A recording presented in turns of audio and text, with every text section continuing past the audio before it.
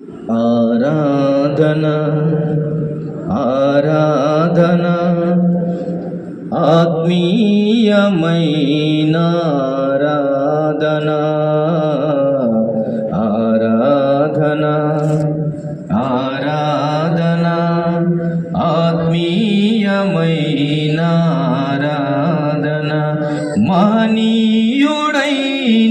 మహారాజుకు పరలోక పరిశుద్ధ యెహోవాకు మహనీయుడైన మహారాజుకు పరలోక పరిశుద్ధ యెహోవాకు ఆరాధన ఆరాధన ఆత్మీయమైన ఆరాధన ఆరాధన ఆరాధన ఆత్మీయమైన ఆరాధన ఉన్నత లోకమందున సమీపింపరాని తేజస్సున అత్యున్నత సింహాసనమందున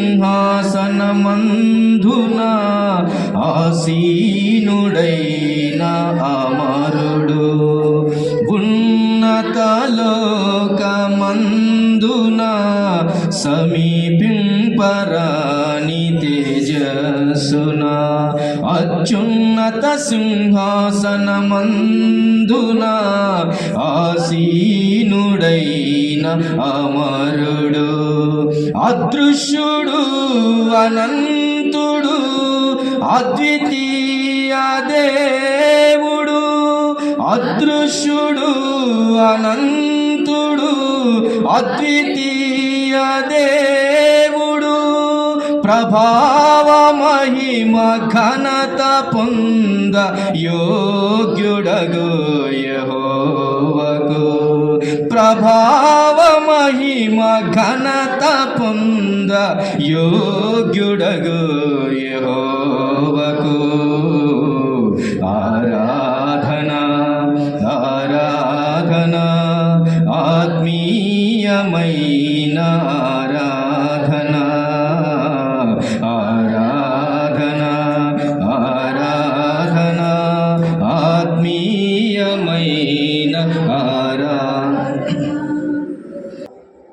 పాఠాన్ని నేర్చుకుందాం, బోధపడదాం, బోధ విని బాధలు మరిచి ప్రభు కొరకై బాధ్యతగా బ్రతుకుదాం. అంతే ప్రభువుకు కావాల్సింది.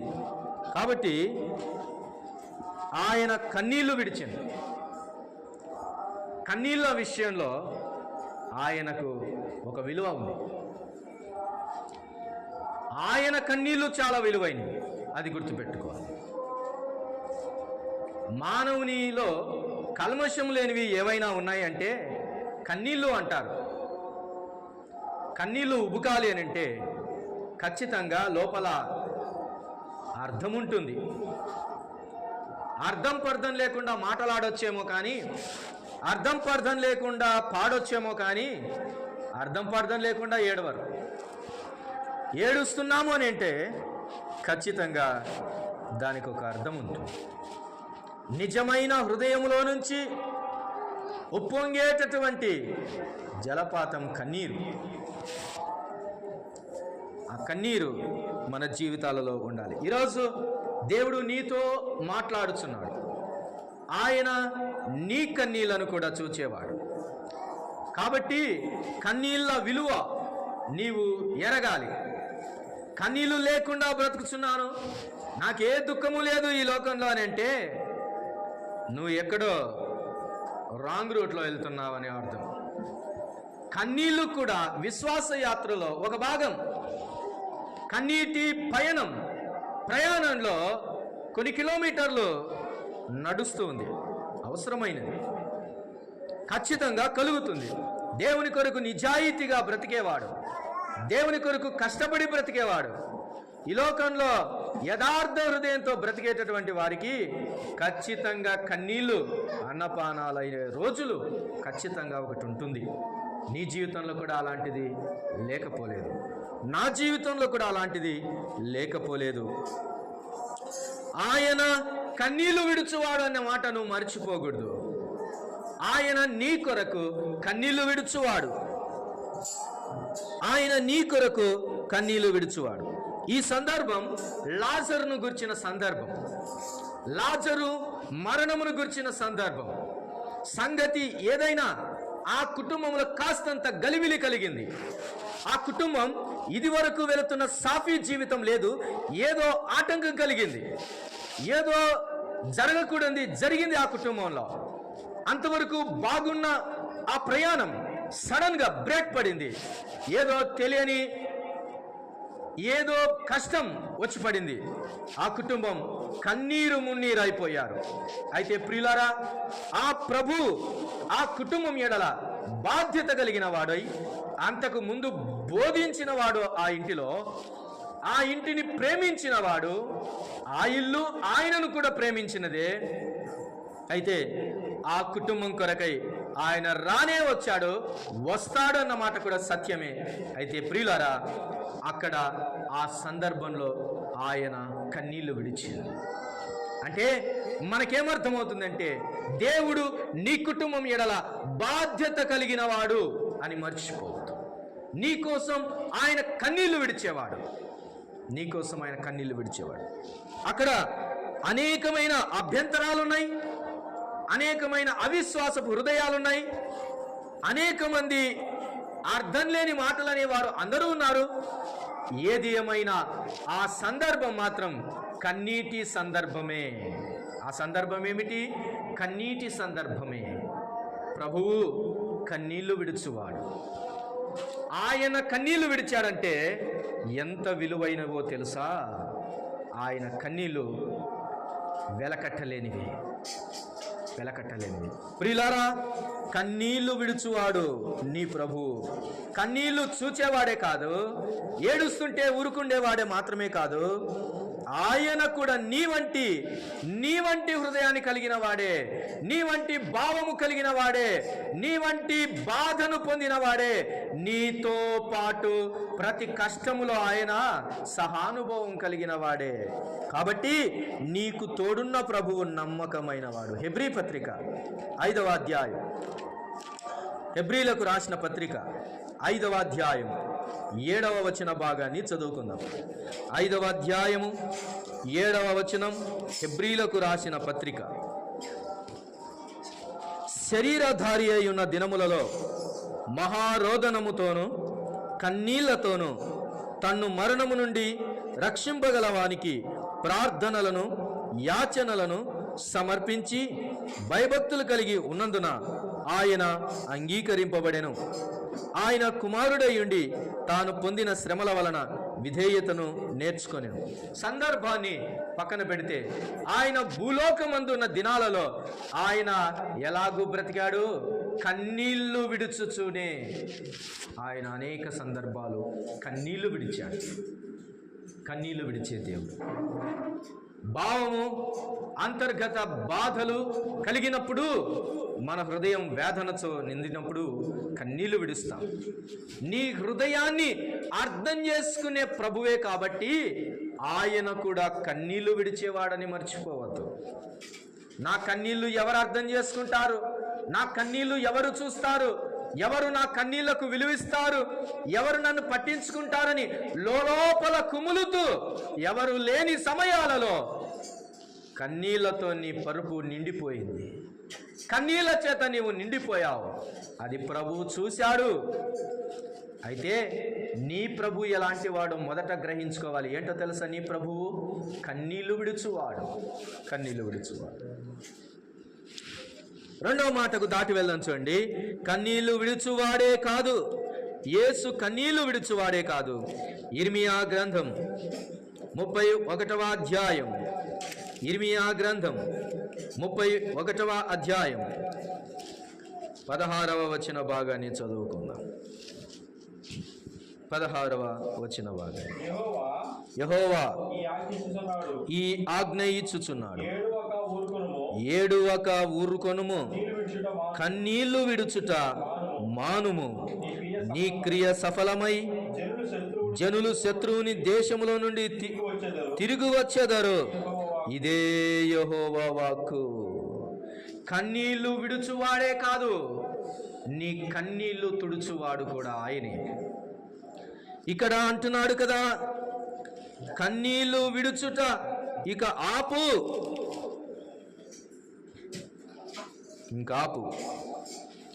దేవుడు దేశముతో, దేవుడు ప్రజలతో సెలవిచ్చుచున్న మాట. రామాలో అంగలార్పు, అక్కడ చూడండి, మహారోదన ధ్వని వినబడ్డాయి. రాహేలు తన పిల్లలను గురించి ఏడ్చుచున్నది, ఏడ్పు. ఆమె పిల్లలు లేకపోయినందున ఆమె వారిని గూర్చి ఓదార్పు పొందనొల్లక ఉన్నది. ఇది ఆ దేశపు స్థితి, ఆ జనపు స్థితి, ఆ జనాంగము పరిస్థితి.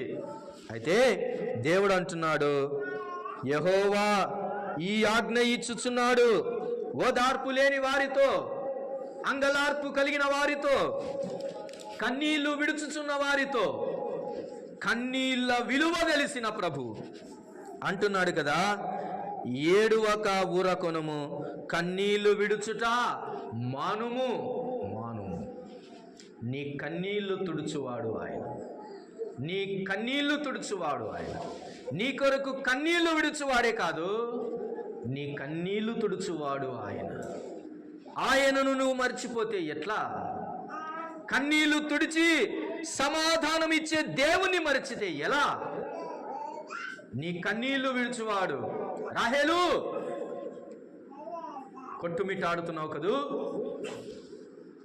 దిగ్భ్రాంతిలో దిగిపోయి, అంగలార్పులో కూరుకుపోయి, వేదనలో మునిగిపోయి, చీకటే అలుముకొని, బాధలో నీవు, కలవరాలలో నీవు నిలిచిపోయావా? నిలిచిపోయావా?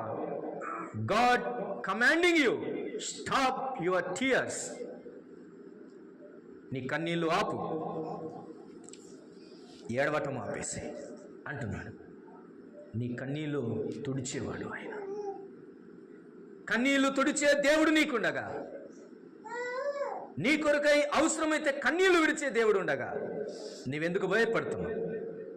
ఎందుకు భయపడుతున్నావు? భయపడి లోకంలో కలిసిపోయి, దేవునికి దూరమయ్యి, దేవుని కార్యాలు నెగ్లెక్ట్ చేసి ఇంకా ఎడవటానికా అని ప్రభువు ఆజ్ఞయిస్తున్నాడు. ఓదార్పు. ఆయన కన్నీళ్లు తుడుచువాడు. ఇంకేం చేసేవాడు తెలుసా? ఆయన కన్నీళ్ళ విషయంలో ఆయన ఏం చేసేవాడంటే, యెషయా గ్రంథం 38వ అధ్యాయం, యెషయా గ్రంథం 38వ అధ్యాయం చూడండి. యూదారాజైన హిజ్కియా విషయమై ఇక్కడ పలుకుతున్న మాట, 5వ వచనం. నీవు తిరిగి హిజ్కియా యొద్దకు పోయి అతనితో ఇట్లను,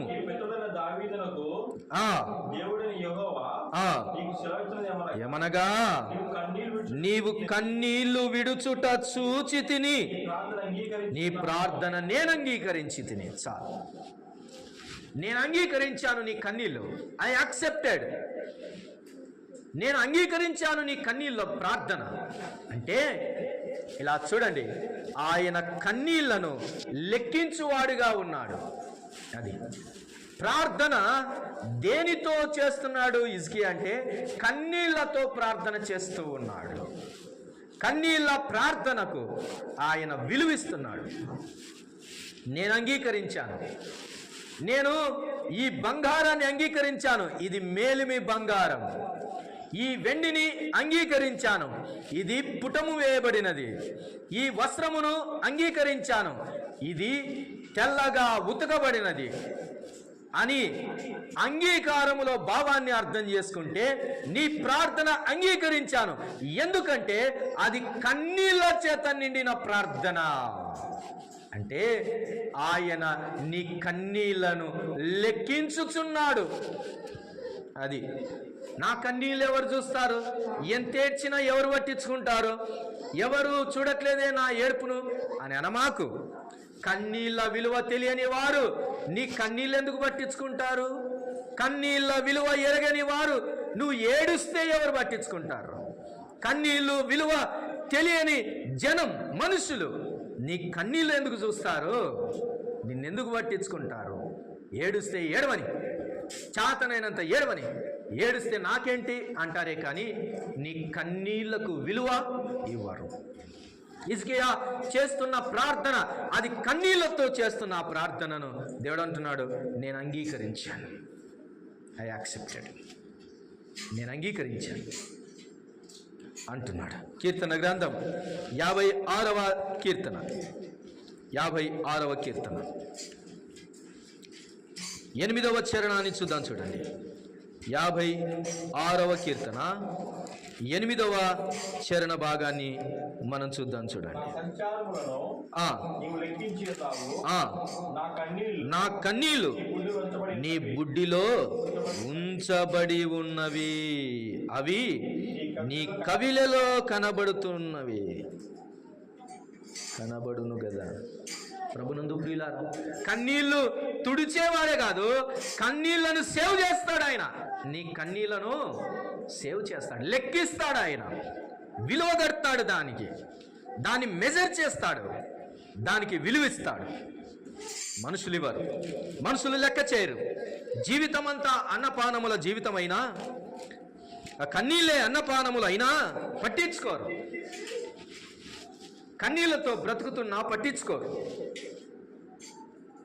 కానీ నీ ప్రభువు నీ కన్నీళ్లకు విలువిస్తున్నాడు, లెక్కిస్తున్నాడు, దాన్ని కన్సిడర్ చేస్తున్నాడు, యాక్సెప్ట్ చేస్తున్నాడు. నీ కన్నీళ్ళ విలువ ఎరిగినవాడు. మనం కూడా దేవుని నమ్మిన ప్రజలుగా ఇతరుల కన్నీళ్లను లెక్కించాలి, విలువివ్వాలి. కన్నీళ్లకు విలువిచ్చి మనం బ్రతకాలి. ఒక మాట, ఈ మాటకు సహాయకరంగా తిమోతికి రాసిన 2వ పత్రిక, అపోస్తలుడైన పౌలు తిమోతికి రాసిన 2వ పత్రిక 1వ అధ్యాయం 3వ వచన భాగాన్ని చదువుకుందాం. నా ప్రార్థనల యందు ఎడతెగక నిన్ను జ్ఞాపకము చేసుకొనుచు నీ కన్నీళ్లను తలుచుకొని నాకు సంపూర్ణానందము కలుగుటకై నిన్ను చూడవలెనని రేయింబగలు అపేక్షించుచు. చాలు. ప్రియ కుమారుడైన, ఆత్మ సంబంధమైన కుమారుడైన తిమోతికి లేఖ రాస్తూ కుమారుడా అని పలుకుతూ, నా ప్రార్థనల యందు ఎడతెగక నిన్ను జ్ఞాపకము చేసుకొనుచు నీ కన్నీళ్లను తలుచుకొని అని అంటున్నాడు. మనం కూడా ఒకరి కన్నీళ్లను ఒకరు అర్థం చేసుకొని తలంచుకొని ప్రార్థనల యందు గడపాలి. Give respect to the tears of your neighbour and your brother and sister. సంఘములో ఉన్నటువంటి వారి కన్నీళ్లను మనము ఎరగాలి, కన్నీళ్లకు విలువ ఇవ్వాలి. నీ కన్నీటికి నా కన్నీటికి విలువిచ్చేవాడు దేవుడే. మనము కూడా ఒకరి కన్నీళ్లకు ఒకరు విలువిచ్చేవారిగా ఉండాలి. యేసు కన్నీళ్లు విడుచటమే కాదు, కన్నీళ్లు తుడుచువాడు. కన్నీళ్లు తుడుచువాడే కాదు, కన్నీటిని లెక్కించువాడు. దానికి విలువిచ్చి ఆయన తన కవిలలో ఉంచుకున్నాడంట. ఎన్నిసార్లు ఈమె ఏడ్చింది, ఈమె కన్నీళ్ళ విలువ ఎంత అని లెక్కించాడు. కన్నీళ్ళు విడువాలి. ఈ 3 మాటలు మన హృదయంలో అలా ఉంచుకొని, కన్నీళ్ళు ఎందుకు విడవాలి, కన్నీళ్ళు విడుచుటకు కారణం లేదా కన్నీళ్ళు విడవవలసిన కొన్ని సందర్భాలు మనము ఆలోచన చేద్దాం. చూడండి, కీర్తనల గ్రంథం 126వ కీర్తన, 126వ కీర్తన 5వ వచనం. 126వ కీర్తన 5వ చరణం. కన్నీళ్లు విడుచుచు విత్తువారు సంతోష గానముతో పంట కోసెదరు. పిడికెడు విత్తనములు చేతపట్టుకొని ఏడ్చుచూ పోవు విత్తువాడు సంతోష గానము చేయుచు పనలు మోసుకొని వచ్చును. ప్రభునందు ప్రియులారా, ఒక వ్యవసాయకుడు విత్తనములు చేతబట్టుకొని కన్నీళ్లతో వెళ్ళి విత్తితే సంతోష గానములతో పంటను కోస్తాడని చెబుతున్నాడు. ఆత్మ సంబంధమైన పాఠంగా దీన్ని ఆలోచన చేస్తే, దేవుని పనిలో మన ముందుంచబడిన దేవుని పనిలో కన్నీళ్లు విడుచుచు విత్తనం విత్తాల్సిన అవసరం ఉంది. విత్తనం మామూలుగా విత్తితే ఎండిపోవచ్చు, లేదా పక్షులు ఎత్తుకొని పోవచ్చు. కొన్ని విత్తనాలు ఇంకేమైనా అయిపోవచ్చు. కానీ కన్నీళ్ళే వర్షముగా ఎంచి విత్తగలిగితే ఆ విత్తనము ఖచ్చితంగా ఫలిస్తుంది. ప్రభునందు ప్రియులారా, సంఘ స్థాపనలో, సంఘ కార్యాలలో, దేవుని పనిలో దేవుని దాసులతో పాటు కన్నీళ్లతో పని చేయటం ఎంతైనా దీవెనకరం. కన్నీళ్లతో విత్తువాడు సంతోషగానముతో పంట కోస్తాడు. సంఘం అంటే అందరి పంట, అందరి పంట. పంట పండితే మనకు సంతోషం కలుగుతుంది, మనకు ఆనందం కలుగుతుంది. అయితే ఆ పంట పండాలి అని అంటే కన్నీటితో విత్తాలి, కన్నీళ్లు విడుచుచు విత్తాలి. కన్నీళ్ళే దానికి బలం, కన్నీళ్ళే దానికి సారం, కన్నీళ్ళే దానికి పోషణ, కన్నీళ్ళే దానికి ఆధారం. కన్నీళ్ళ ప్రార్థన సంఘం చేసింది. సంఘము చేసిన కన్నీళ్ళ ప్రార్థన చెరసాలను వణికించింది, సత్యాన్ని స్థాపించింది. శిరచ్ఛేదనము చేయబడిన వనకలేదు, బెనకలేదు. శ్రమ కలిగిన పారిపోలేదు. ఒకవేళ సంఘము అక్కడి నుంచి పోయిన ప్రతి చోట ఫలించుతూనే వచ్చింది. కారణం, అది కన్నీళ్ల చేత మర్దనము చేయబడిన విత్తనం. అది ఫలిస్తూనే వెళ్తుంది. నేను ఆ జీవితంలో కూడా దేవుడు నీ ఎదుట ఉంచిన ఎంత చిన్న సేవ అయినా, చిన్న పని అయినా అది కన్నీళ్లతో చేయి. డబ్బుతో చేసిన రాదు, ధనముతో చేసిన రాదు, మనము జ్ఞానముతో చేసిన రాదు, బలముతో చేసిన రాదు. కానీ దాని ఫలం కన్నీళ్లతోనే వస్తుంది. కాబట్టి దేవుని పని కొరకై కన్నీళ్లు విడవండి. దేవుడు నీకు ఇచ్చుచున్న ఆజ్ఞ. అది నీ సంతోష గానమునకు కారణం, అది నీ సంతోషమునకు పంట అన్న సంగతి నువ్వు మరిచిపోవద్దు. రెండవ భాగాన్ని మనము చూద్దాం. చూడండి, హోషేయ గ్రంథం 12వ అధ్యాయం. హోషేయ గ్రంథం 12వ అధ్యాయం 4వ వచన భాగాన్ని చదువుకొని చూడండి. హోషేయ గ్రంథం 12వ అధ్యాయము 4వ వచన భాగాన్ని చదువుకోండి. అతడు దూతతో పోరాడి జయమొందెను. అతడు కన్నీరు విడిచి అతని బతిమాలెను. బేతేలులో ఆయన అతనికి ప్రత్యక్షమాయెను. అక్కడ ఆయన మనతో మాట్లాడెను. చాలు. ప్రభునందు ప్రియులారా, అతడు పోరాడి జయమొందెను. కారణం, అతడు కన్నీరు విడిచి అతని బ్రతిమాలెను. ప్రభువును బ్రతిమాలుటలో కన్నీళ్లు విడవాలి, ప్రభువును వేడుకొనుటలో కన్నీళ్లు విడవాలి. దేవుడు అక్కడ చూడండి, అతడు గెలిచెను, జయమొందెనంటే ఒకరు జయమొందారంటే ఒకరు ఓడిపోవాల్సిందేగా. ఆ పోరాటంలో దేవుడే ఓడిపోయాడు, ఆ పోరాటంలో ప్రభువే ఓడిపోయాడు. కన్నీళ్లు చూస్తే ప్రభువు నీ ప్రార్థన అంగీకరిస్తాడు. రాత్రంతా చేసిన పోరాటంలో, రాత్రంతా చేసినటువంటి ఆ యుద్ధములో, ఆ పెనుగులాటలో యాకోబే గెలిచాడు, యాకోబే గెలిచాడు. కారణం, యాకోబు కన్నీరు విడిచి అతని ప్రార్థనలో కన్నీరు భాగమైంది, ప్రభుతో గెలిచాడు. అతని ఆశీర్వాదము కన్నీళ్లలో దాగి ఉంది. Blessings are hided in the tears. ఆశీర్వాదములు కన్నీళ్లలో దాగి ఉన్నాయి. కన్నీరు విడిచి జయమొందెను. ఇది దేవునితోనే జయమొందిన విజయం. కన్నీటి బలం, కన్నీటి సత్వ ఎంత గొప్పదండి, ఎంత గొప్పది. రాత్రంతా యొబేకు రేవులో ఒక్కడై యాకోబు నిలిచి ఉన్నప్పుడు దూతవలే ఆ యుద్ధం జరిగినటువంటి సంగతి మనకు తెలుసు. ప్రభువే వచ్చి అతనితో పోరాడినట్లు, పెనుగులాడినట్లు చూస్తాం. ఆ పెనుగులాటలో దేవుని దగ్గర యాకోబే గెలిచాడు. ఎన్నడూ తెగని సమస్యలా, ఎందుకబ్బా దీనికి సమస్యకు సమాధానము రానే రావట్లేదే, జీవితాంతం ఇక ఇంతేనా అనుకున్న నీ జీవితానికి ఇన్నాళ్ళు విడిచావు కన్నీరు.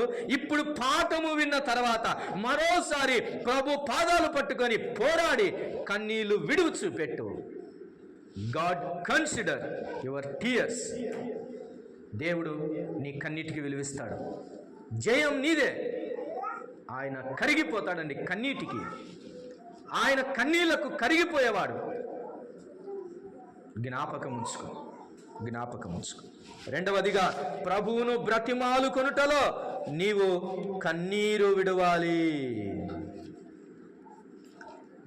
ఇర్మియా గ్రంథం 9వ అధ్యాయము, ఇర్మియా గ్రంథం 9వ అధ్యాయం మొదటి వచనాన్ని చదువుకుందాం. ఇర్మియా గ్రంథం 9వ అధ్యాయము మొదటి వచనాన్ని చదువుకుందాం.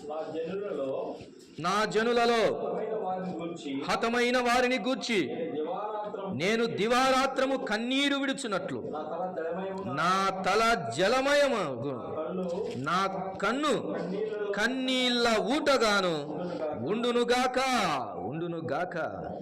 ప్రభునందు ప్రియులారా, జనుల కొరకై, ప్రజల కొరకై, తన వారి కొరకై, తన ఇంటి వారి కొరకై, తన దేశము కొరకై, తన సంఘము కొరకై, తన ప్రజల కొరకై ఇర్మియా విలపిస్తున్నాడు. నా జనులలో హతమైన వారిని గూర్చి నేను దివారాత్రము కన్నీళ్లు విడుచున్నట్లు. ఎలాగంటండి? దివారాత్రము కన్నీళ్లు విడుచున్నట్లు. For the sake of your relatives you have to tear.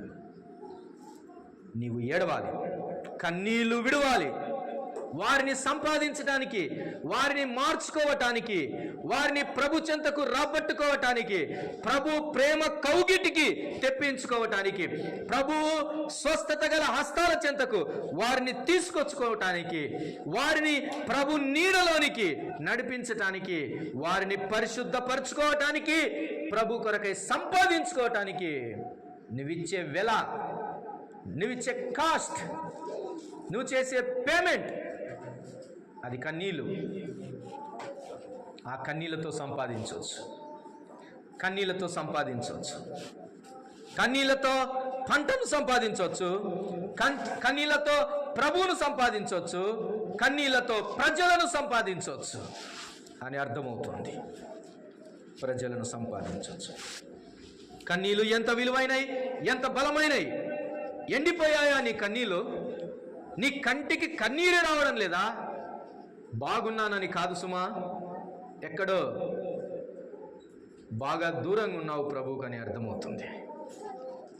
కన్నీళ్ళు అవసరం, కన్నీళ్ళు అవసరం. ప్రభునందు ప్రియులారా, ఎంత ఏడుపు, ఎంత కన్నీరు ఈ భక్తునిది. 10వ వచనం చూడండి.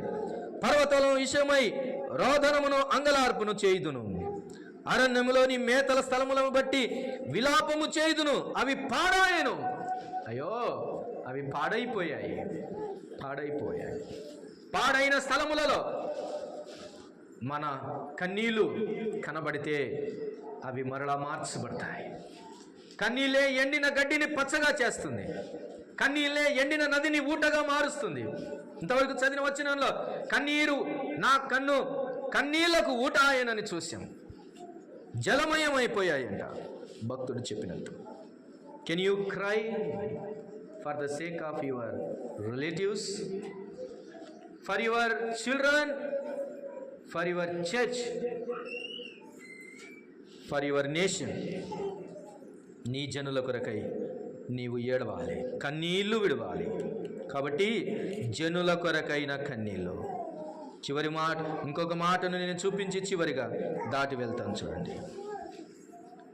అపోస్తుల కార్యముల గ్రంథం లేదా అపోస్తుల కార్యముల గ్రంథం 20వ అధ్యాయం, అపోస్తుల కార్యముల గ్రంథం 20వ అధ్యాయం 31వ వచనం. 20వ అధ్యాయం 31వ వచనం. కావున నేను 3 సంవత్సరములు రాత్రింబగళ్ళు కన్నీళ్లు విడుచుచు ప్రతి మనుషునికి మానక బుద్ధి చెప్పి తినని మీరు జ్ఞాపకము చేసుకొని మెలుగుగా ఉండుడి. ప్రియులారా, బుద్ధి చెప్పుచున్నాడు సేవకుడు తన పిల్లలకు. లేదా కొంతమంది ఇక్కడ ఎట్లున్నారని ఎలా ఉన్నారంట అక్కడ ఉన్నటువంటి వారు, లోబడక ప్రతి మనుషునికి ఉన్నటువంటి ప్రతి మనుషునికి కన్నీళ్లు విడుచుచు ప్రతి మనుషునికి మానక బుద్ధి చెప్పి తిని సరైన రీతిగా లేని వారికి బుద్ధి చెప్పే విషయంలో కూడా కన్నీళ్లతో బుద్ధి చెప్పాడంట. నీ పిల్లలకు నువ్వు అరిసి చెబుతున్నావా? కోపగించి చెబుతున్నావా? గద్దించి చెబుతున్నావా? కొట్టి చెబుతున్నావా? వీటన్నిటికంటే శ్రేష్టమైనది కన్నీళ్లు విడుచుచు బుద్ధి చెప్పుము. నీ కన్నీళ్లు ప్రభావితం చేస్తాయి. నీ కన్నీళ్లు ప్రభావితం చేస్తాయి. ప్రభు చెంతకు నేను కొట్టుకొని వచ్చాను, నా తల్లి కన్నీటి సంద్రములో అన్నాడు ఒక భక్తుడు. నీ పిల్లలు ప్రభు పాదాల దగ్గరికి వచ్చి పడాలంటే నీ కన్నీళ్లతో పంపొచ్చు. కన్నీళ్లతో బుద్ధి చెప్పిన పౌలు కనబడుతున్నాడు. కన్నీళ్లతో నేను మానక కన్నీళ్లు విడుచుచు. కాబట్టి ప్రియమైన దేవుని వాళ్ళరా, కన్నీళ్లు విడుచుచు పిల్లలకు బుద్ధి చెప్పాలి. సంఘంలో ఉన్న వారికి బుద్ధి చెప్పాలి. వెనకబడిన వారికి బుద్ధి చెప్పాలి. విశ్వాసంలో తొలగిపోతున్న వారికి బుద్ధి చెప్పాలి. కన్నీళ్లతో. ఇది సేవకుని కన్నీళ్లు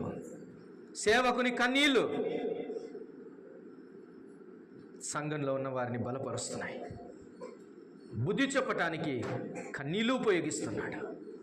నిజమైన సేవకునికి తన పిల్లల విషయమై కన్నీళ్లు కలుగుతాయి. కన్నీళ్లతోనే బుద్ధి చెబుతారు. కాబట్టి బుద్ధి చెప్పటానికి కన్నీళ్లను ఉపయోగించాలి. చివరిగా మరొక మాట, ఈ మాటకి సరిపోయినట్లుగానే 2 కొరింథీ 2వ అధ్యాయం 4వ వచనాన్ని కూడా చదువుకుంది.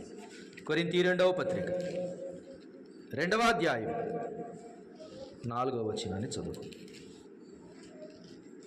మీకు దుఃఖము కలగవలెనని కాదు గాని మీ ఎడల నాకు కలిగి ఉన్న అత్యధికమైన ప్రేమను మీరు తెలుసుకొనవలెనని నిండు శ్రమతోనూ మహావేదనతోనూ ఎంతో కన్నీరు విడుచుచు మీకు రాసి తిని. దగ్గరికి వస్తే కనబడితే గద్దించి బుద్ధి చెప్పవచ్చు, కానీ రాకపోతే నేనేం చేయాలి? అందుకే మీకు రాస్తున్నాను. దగ్గర లేరు, మీరు దూరంగా ఉన్నారు. కంటికి దగ్గరలో లేరు, స్వరానికి దగ్గరలో లేరు. కాబట్టి మీకు రాయాల్సి వచ్చింది. అందుకనే ఎలా రాస్తున్నాడంట? కన్నీటితో కన్నీరు విడుచుచు మీకు రాస్తున్నాను. నేను రాస్తున్న సిర కన్నీటితో రాస్తున్నా. నేను కలము పట్టి కన్నీరు దానిలో నింపి నేను రాస్తున్నాను. ఎండిన భూమిలో నీళ్లు పోస్తే కనబడతాయి. కాబట్టి ఎండిన మీ హృదయాల మీద కన్నీటి చేత నేను రాస్తున్నాను. నేను రాసే సిరా కన్నీరు. అలాగూ తొలగిపోతున్న వారికి అలా దూరం అవుతారేమో అని కన్నీటి చేత భక్తుడు రాస్తున్నాడు. అత్యధికమైన ప్రేమను నింపి రాస్తున్నాడు. అక్కడ ఆ పత్రిక విలువ కన్నీరు, ఆ లెటర్ విలువ కన్నీరు. తన పిల్లలకు ఎలాగైనా చెప్పటానికి ఒక సేవకుడు ఉపయోగిస్తున్న కన్నీరుగా కనబడుతుంది. చివరి మాటలోనికి నేను దాటి వెళ్తున్నాను. చూడండి, అపోస్తుల కార్యముల గ్రంథం 20వ అధ్యాయం 19వ వచన భాగాన్ని చదువుకుందాం. 19వ వచన భాగం 20వ వచనం. అపోస్తుల కార్యముల గ్రంథం. యూదుల కుట్ర వలన నాకు శోధనలు సంభవించినను కన్నీళ్లు విడుచుచు పూర్ణమైన వినయభావముతో నేనెలాగో ప్రభువును సేవించుచుంటినో మీకే తెలియను. ప్రభువును సేవించటానికి కన్నీళ్లతో సేవించాడంట. ప్రభును ఎలాగ సేవించాడు? కన్నీళ్లతో. ప్రభు సేవలో, ప్రభు ఆరాధనలో, ప్రభు మహిమపరచుటలో, ప్రభువును గణపరచుటలో, ప్రభువును ఆరాధించుటలో సేవ అంటే ఇవన్నీ. ఆ ప్రభువును సేవించుటలో నా కన్నీళ్లు విడిచాను. ప్రభువును సేవించటానికి వచ్చుచున్న నీవు అర్థం పర్థం లేని ఆరాధన చేస్తున్నావా? చలనం లేనటువంటి ఆరాధన చేస్తున్నావా? చులకనైన ఆరాధన చేస్తున్నావా? నెగ్లిజెన్స్గా నువ్వు కన్సిడర్ చేస్తున్నావా వర్షిప్ని? అది నీకు మంచిది కాదు. Don't neglect the worship. దేవుని సేవించుటలో విలువైనటువంటి రీతిగా సేవించాలంటే కన్నీళ్ళు కావాలి.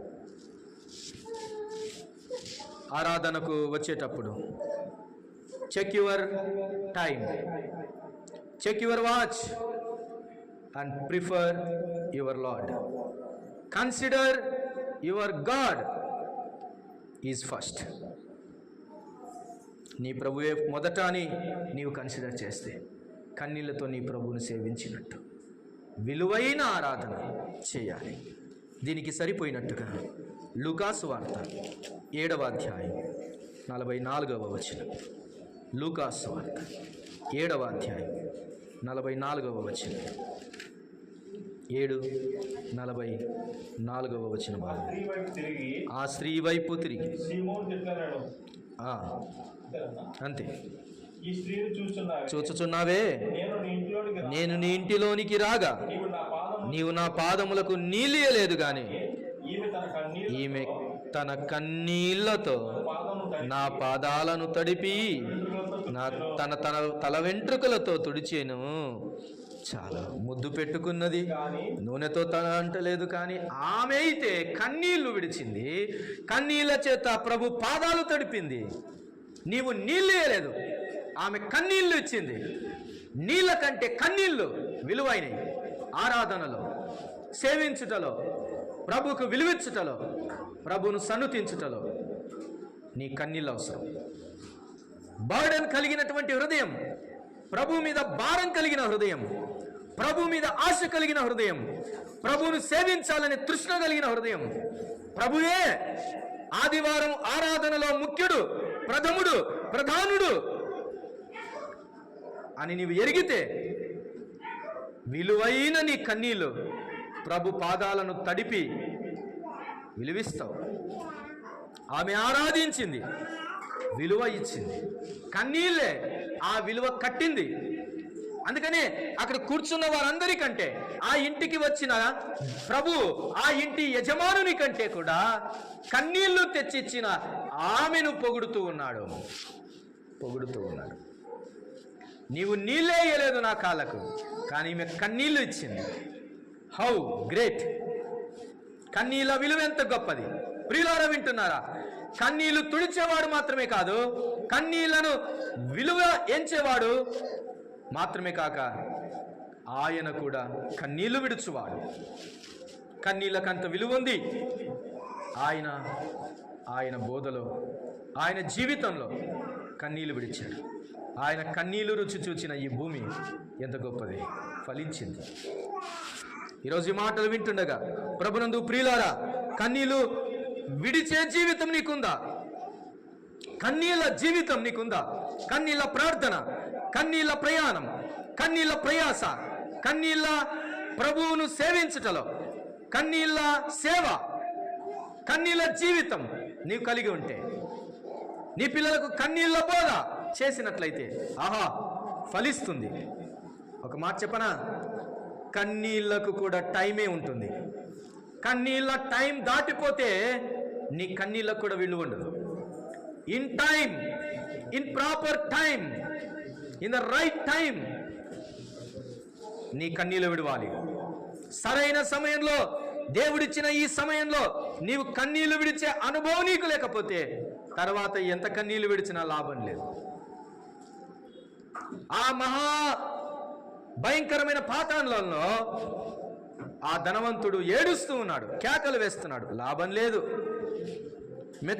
ఒక్క మాట మత్సుకు ఒక మాట చూపిస్తాను. హెబ్రీ పత్రిక 12వ అధ్యాయము, హెబ్రీ పత్రిక 12వ అధ్యాయము 17వ వచనం. హెబ్రీలకు రాసిన పత్రిక 12వ అధ్యాయము 17వ వచన భాగాన్ని చదువుకుందాం. చూడండి. ఏశావు ఆ తర్వాత ఆశీర్వాదము పొందగోరి కన్నీళ్లు విడుచుచు దాని కోసరము శ్రద్ధతో వెదికినను మారు మనస్సు పొందనవకాశము దొరకక విసర్జింపబడనని మీరెరుగుదురు. ఒకనాడు కన్నీటికి విలువ లేకుండా పోతుంది. కన్నీళ్ళ టైములోనే కన్నీళ్లు విడవాలి. తన తమ్ముడు సరైన సమయంలో కన్నీళ్లు విడిచాడు, దేవుని ఆశీర్వాదం పొందాడు. అదే ఏశావు సరైన సమయంలో కన్నీళ్లు విడవలేదు, ఆశీర్వాదం పోగొట్టుకున్నాడు. కన్నీళ్లు నీ ఆశీర్వాదానికి కారణం, కన్నీళ్లు నీ ఆశీర్వాదానికి మార్గం. ఏశావు టైం అయిపోయిన తర్వాత కన్నీళ్లు విడిచాడు. సమయం అయిపోయిన తర్వాత కన్నీళ్లు విడిస్తే లాభం లేదు. ఈ లోకంలో ఉన్నప్పుడే కన్నీళ్ళ జీవితాన్ని కలిగి ఉందాం. కన్నీళ్లతో పంటను కోద్దాం, కన్నీళ్లతో ప్రభు దగ్గర ఆశీర్వాదం పొందుతాం, కన్నీళ్లతో బుద్ధి చెబుదాం, కన్నీళ్లతో జనులను సంపాదిద్దాం, కన్నీళ్లతో ప్రభువును సేవిద్దాం. కన్నీళ్ళ టైంలోనే కన్నీళ్లు విడుద్దాం. నీ ప్రభు నీ కన్నీళ్లు తుడుచువాడు, నీ కన్నీళ్లు చూచుచున్నవాడు మాత్రమే కాక ఆయన కన్నీరు విడుచువాడు. తలలు వంచండి, ప్రార్థన చేద్దాం. యేసు కన్నీళ్లు విడిచెను, యేసు కన్నీళ్లు విడిచెను, యేసు కన్నీళ్లు విడిచెను. ప్రభునందు ప్రియులారా, అశ్రద్ధగా, అజాగ్రత్తగా, అయోమయంగా, చులకనగా జీవితం సాగిపోతుందా? కన్నీళ్ళు లేని జీవితానికి ఒక హెచ్చరిక, కన్నీళ్లతో ఉన్న జీవితానికి ఒక భరోసా, కన్నీళ్ళే అని బ్రతుకుతున్న వారికి ఒక ధైర్యం. భయపడకు, ఖచ్చితంగా పంట కోస్తావు, ఖచ్చితంగా పంట కోస్తావు. అది కాపుకొచ్చింది. నీ కన్నీళ్ళు వేస్ట్ కాలేదు. నీ కన్నీళ్ళ పంట కాపుకొచ్చింది, ఫలించబోతుంది. విస్తారంగా పంట కోస్తావు. నీ గంప నిండిపోతుంది, నీ కొట్లు నింపబడతాయి. డోంట్ వర్రీ, రైట్ టైం రానే వచ్చింది. నీ ప్రభు నీ కన్నీళ్ళు చూచుచున్నవాడు, జ్ఞాపకం చేసుకో. కన్నీళ్ళు కలిగి ఉందాం, కన్నీళ్ళ అనుభవాన్ని కలిగి ఉందాం. అనేకుల కొరకు, మన కొరకు కన్నీళ్ళు విడుద్దాం. కన్నీళ్ళ జీవితం ఎంత అవసరమో. ఇంకా అలాంటి జీవితం లేకుండా సాగిపోతున్నామేమో, అలాగూ జరిగిపోతుందేమో జీవితం. అలా కాదు, ప్రభు పాదాల దగ్గరికి రావాలి. ప్రభు పాదాల దగ్గరికి వచ్చి కన్నీళ్ళు విడిస్తే పొందాల్సిన ఆశీర్వాదం పొందుతాం. సమయం అయిపోతే దొరకదు ఆశీర్వాదం. నీవు కన్ఫెస్ చేసుకో, నీ ప్రభు భరోసా ఇస్తాడు. కారు మేఘముఖం మే కటిక చీకటి మోగే, కారు మేఘముఖం మే కటిక చీకటి మోగే, కనరాదే దారి ఈ నిశీదిలో, కనరాదే దారి ఈ నిశీదిలో, చరణంబు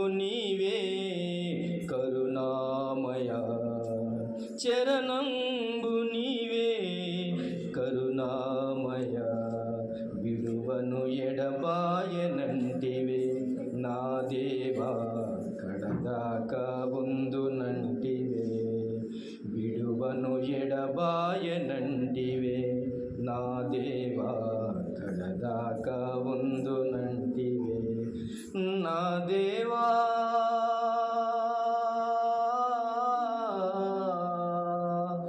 నా దేవా నా దేవా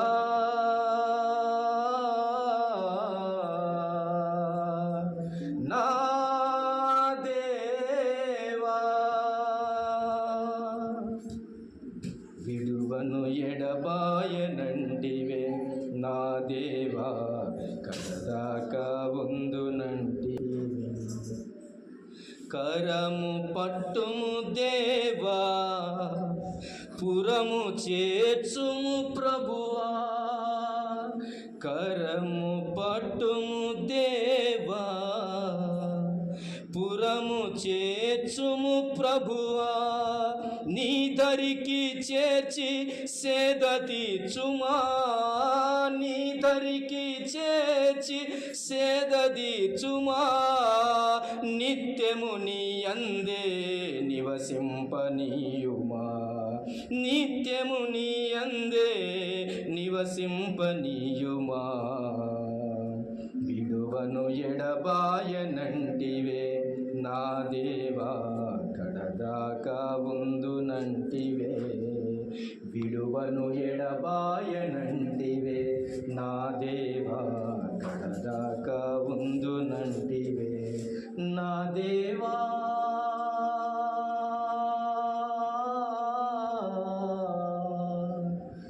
నా దేవా నా దేవా